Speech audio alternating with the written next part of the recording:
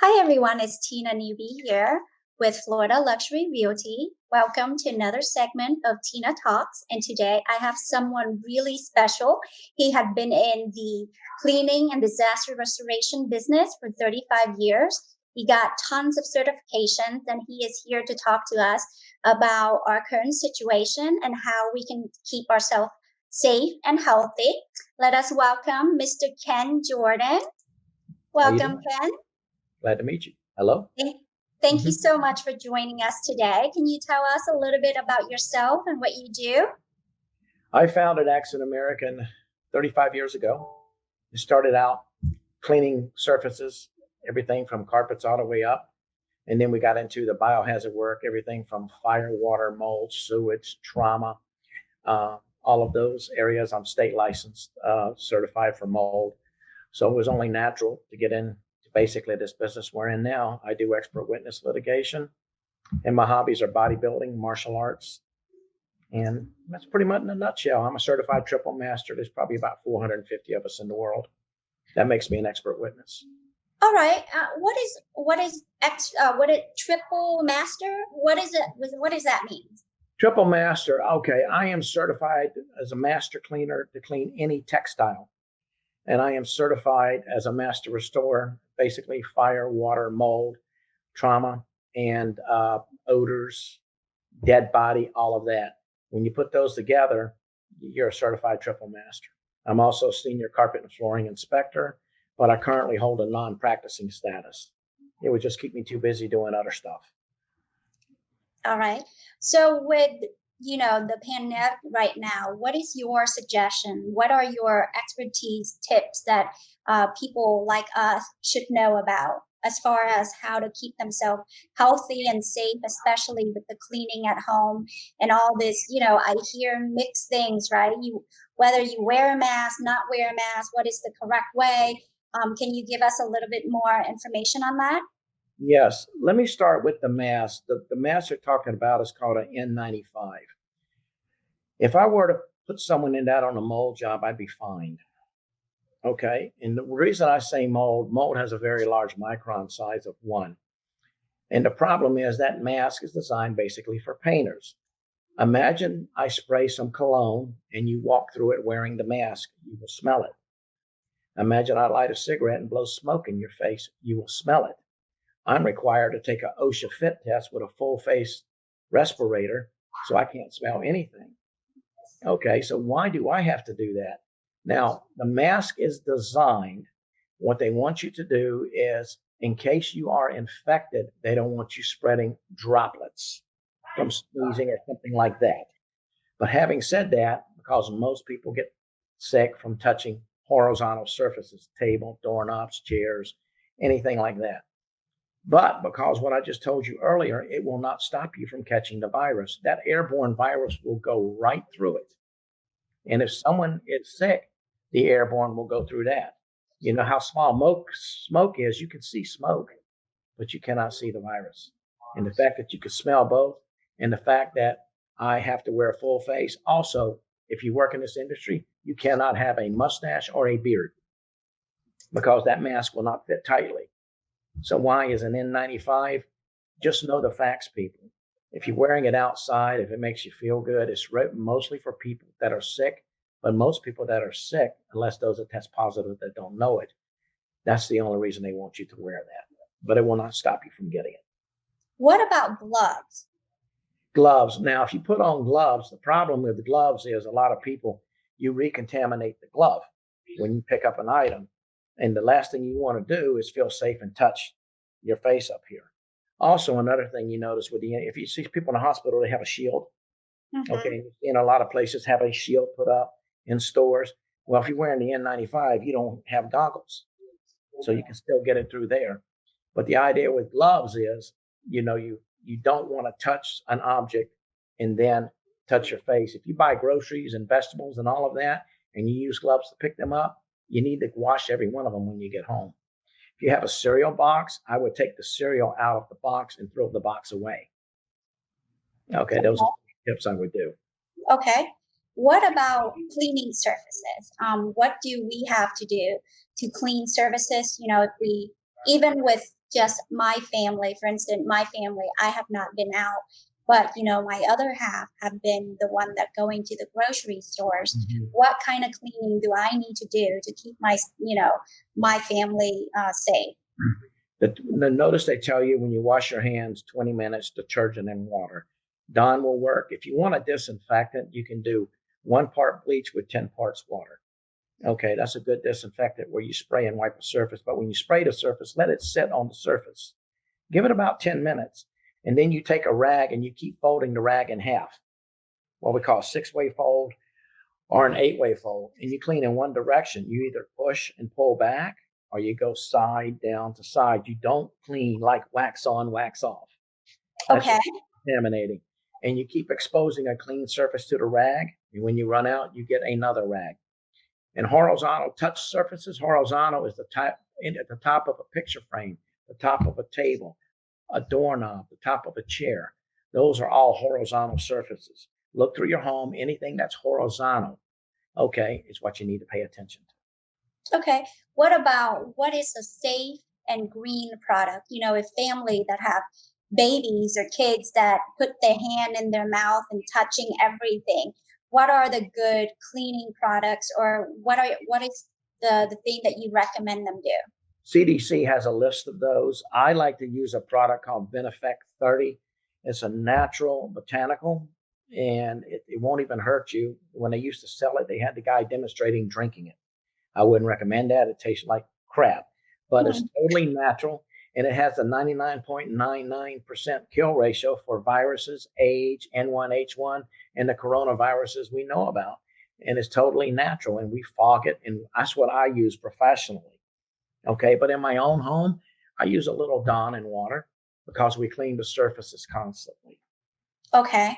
And, I'm in a real estate business, or even, with buildings or jobs. What are the recommendation for cleaning? Is there a certain way that people have to disinfect? Like, if I have a listing of a house and I want to be, safe for people coming in, what is the whole process of disinfecting a building or a property?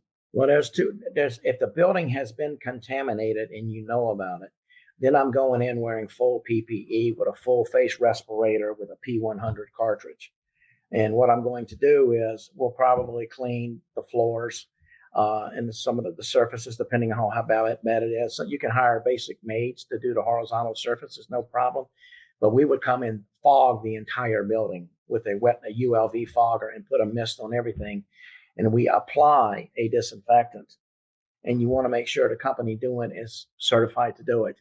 There's a lot of people jumping in this business, janitorial, carpet cleaners, stuff like that. You need to do some research, find out their certifications, and make sure they're qualified to do it because this is not the industry to just jump in and start doing it. I like to say I could go apply a piano. It doesn't mean I know how to play it.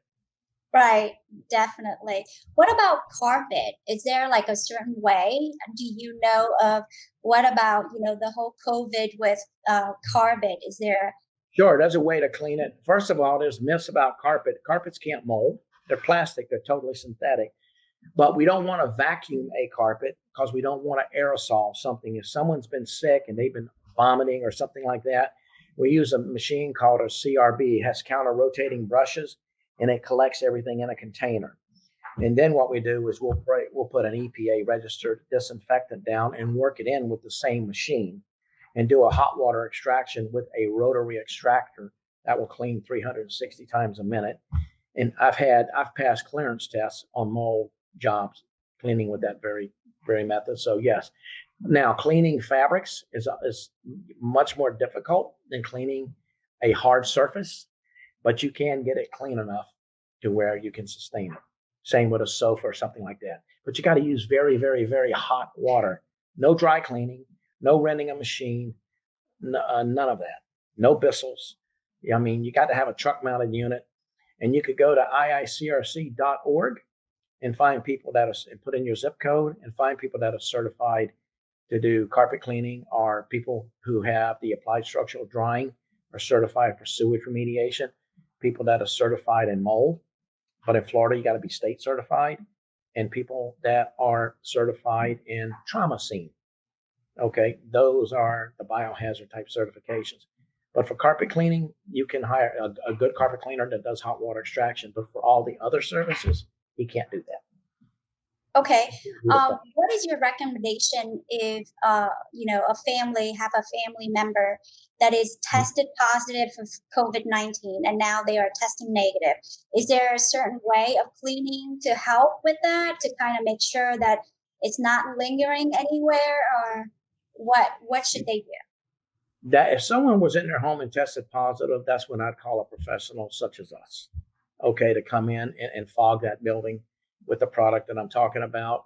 And then we could educate them like on how to clean all the horizontal surfaces, like I told you. Uh-huh. If they have not tested positive, I could just come in. When we wear a respirator, that doesn't mean the product we're using is toxic. It's just I'm putting so much in the air at the time it's hard to breathe. But I have to do the full Tyvek gear per industry standards if someone tested positive. But like the room that they may have been in, okay, if they lived in one particular room, you might want to pay real close attention to that one room, maybe what they spread through the house. But you constantly just want to stay on top of the surface. And even when this is over, if everybody pays attention to cleaning, wipe down doorknobs and tables, and does this, I mean, look how far and the damage from just influenza was. If people stick to just the cleaning of the hands constantly and touching surfaces, like if you're in a bathroom and you clean your hands, you want to have a paper towel in your hand to open the door. You don't want to throw that and then grab the door or push. Right. There are tricks you got to just use some common sense there. Okay. And another thing, I don't want to keep you too long because I know you're busy and it's dinner time. But what if one thing that you want people to know about this whole COVID-19 that you want to get out there so that people know, trying to keep them safe, their family safe? What is one thing that you recommend? One thing I recommend, like, is just stay clean. I don't wear the mask when I go out because, like I said, I know the truth about the mask. But if you think you might be positive and you have to go out, wear the mask. Okay. If you go into a grocery store and you don't have a glove, you can go over where the little plastic bag is to put fruit in, pull one off and make it a glove in your hands. And you know what I mean? And put your stuff in it. But like I said, be sure to wash the vegetables and all of that stuff down really, really good. And we're going to be back to normal soon. Okay. Although the infection rates and the deaths they are comparing together, but you got to look at the total all population. And when you look at it against the total population and the deaths against the total population, not to discount it, but it's not as bad as they say it is. So you don't really need to freak out that much. You just have to know what is the correct way to clean yourself, what Right. is the correct way to keep the distance, stay safe, right? Right. Now, the good news is for those who live in Florida, as we get coronavirus doesn't respond well to heat and humidity. Now, granted, I've heard it can live at 100, it takes 133 degrees. I've heard it takes 188, but I know high humidity. So the more humid it gets when the virus is expelled, the more humid it gets, that 6 foot rule will be negated because it's basically going to fall down. So, not saying that jump right in and get closer to people, but the warmer it gets in these parts, that's why Florida and places like Texas and some of Georgia and Carolinas that get really hot will probably open up first. In areas that stay a little cooler, because flu always comes out in the cold season. Okay, it likes very dry air, cold air, it's drier.